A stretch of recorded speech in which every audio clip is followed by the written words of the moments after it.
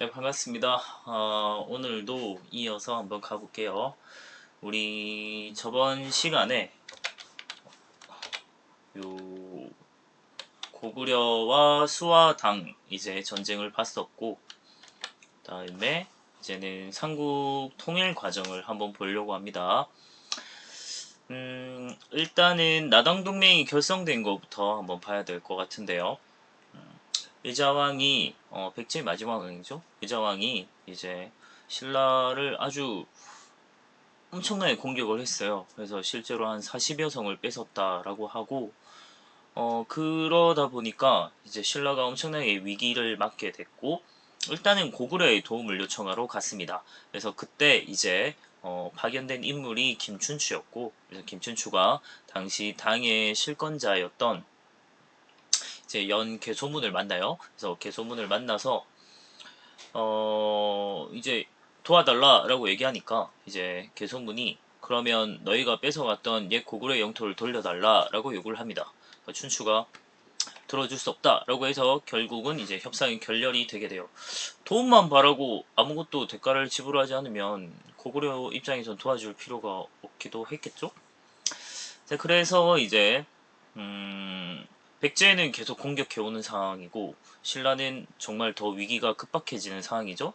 근데 고구려는 안 도와주니까 선택할 수 있었던 건 이제 중국밖에 없었던 것 같습니다.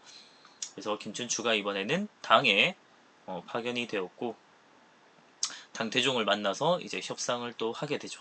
그래서 도와달라 하니까 그러면 대동강 이남의 영토는 우리 줄래? 라고 얘기를 하게 되고 김춘추가 좋다 하면서 막 어쩔 수 없이 샤바샤바를 해요. 그래서 결국 나당 동맹이 결성이 됐고 그 이후에 나당 연합군이 같이 이제 차례차례 점령해 간다라고 보면 되는데 기본적으로 이제 이 점령의 이 나당 전쟁이 아니죠. 이 삼국 통일의 과정에서 전쟁을 수행하는 모습을 보면 군사를 보내서 이제 실제로 전쟁을 수행하는 건 당나라 군대라고 보면 되고 그리고 신라 같은 경우는 그런 당나라 군대에게 물자를 보급해주는 역할을 하게 됩니다.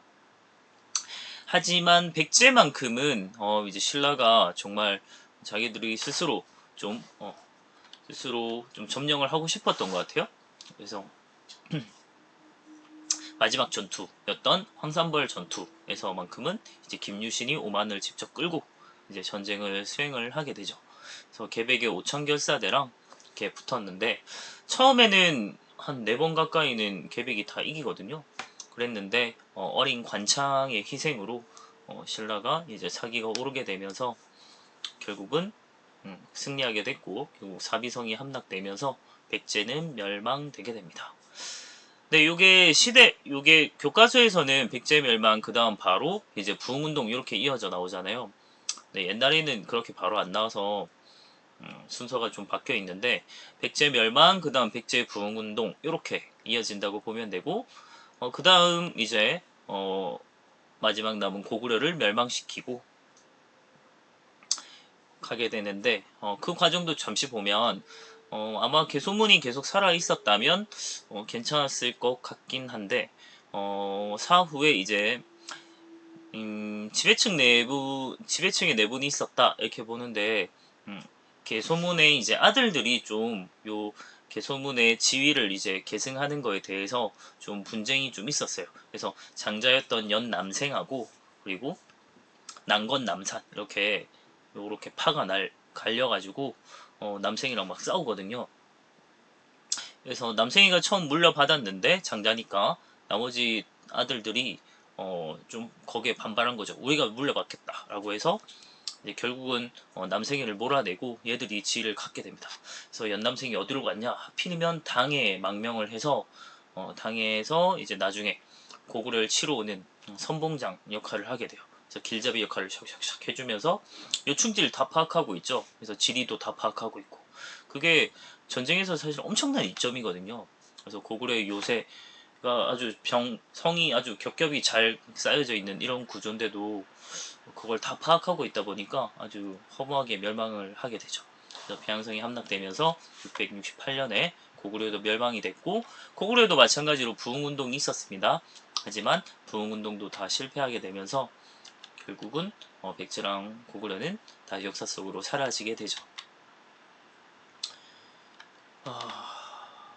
부흥운동을 예전에는 이렇게 같이 떼내서 봤거든요. 근데 사실은 요 백제 멸망 부흥운동, 다음 고구려 멸망 고구려 부흥운동 이렇게 이어진다라고 순서를 기억해두면 됩니다. 부흥운동 우리 수업 시간에 그렇게 자세히 다루진 않았는데 그냥 실패했다라고 알면 되는데 그냥 이름 정도만 보고 갈게요. 그래서 복심 도침은 승려였고요. 흑치상지 검은 치아라는 거예요. 흑치 말 그대로.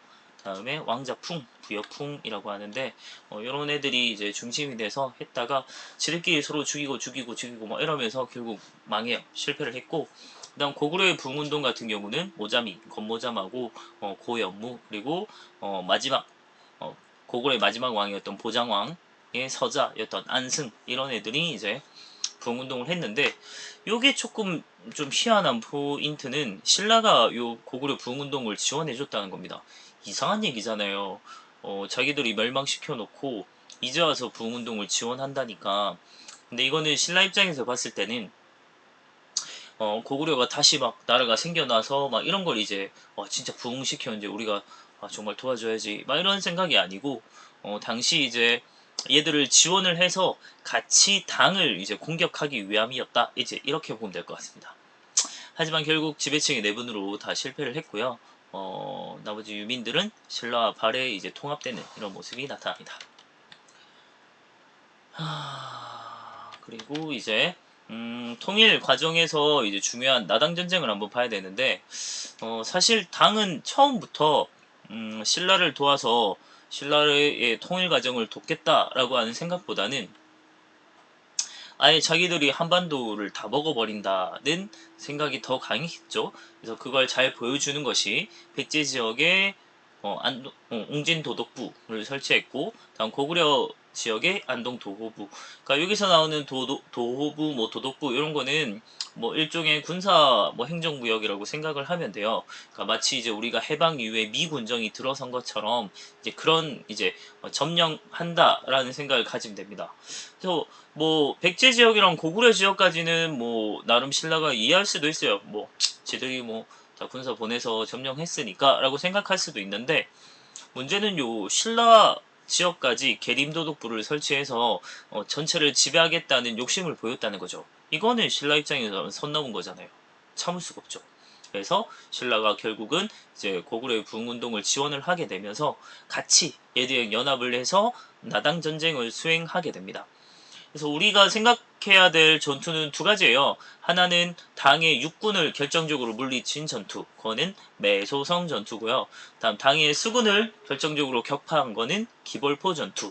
그래서 요 기벌포 전투 이후로 이제 당을 완전히 몰아내게 되면서 결국 삼국 통일을 완성하게 됩니다. 그래서 676년.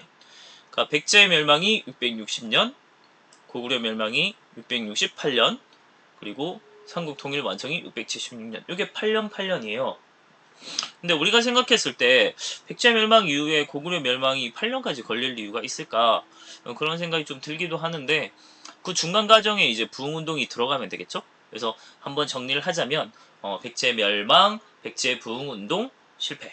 그리고 다음 고구려 멸망, 고구려 부흥운동 실패. 그리고 나당 전쟁, 삼국 통일 완성. 이렇게 이제 8년 걸린다라고 생각을 하면 됩니다. 자, 하지만 요거를 좀 봐야 되는 게 신라의 삼국 통일은 어쨌든 한계가 아주 뚜렷하게 보이죠.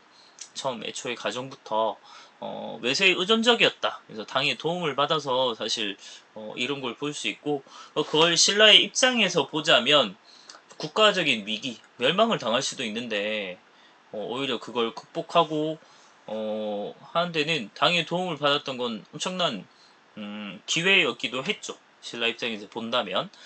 하지만 영토가 대동강 이남에 한정되었다라는 점. 그러니까 한반도의 한 절반 가까이밖에 안 되는데 고구려 영토를 완전히 다 잃었다라고 하는 부분에서 좀 굉장히 아쉬운 부분이고요.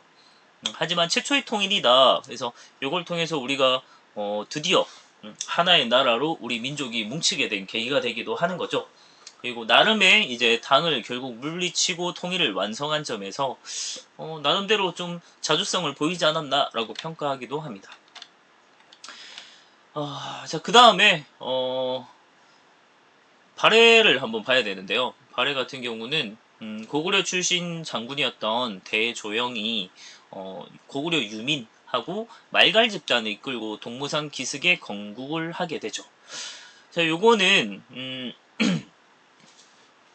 사실 요 말갈이라고 하는 애들은 뭐 여진이라고도 하고요. 그리고 나중에 보면 좀 다른 민족, 뭐 사실 다른 민족이긴 하죠. 다른 민족이고 이렇게 좀 우리가 좀 지금으로 생각하면 되게 중국이나 이런 생각을 하기 쉬운데, 말갈이나 여진 같은 경우는 옛날부터 이제 고구려의 지배를 받아오면서 쭉 우리랑 같이 함께 해왔던 애들이에요.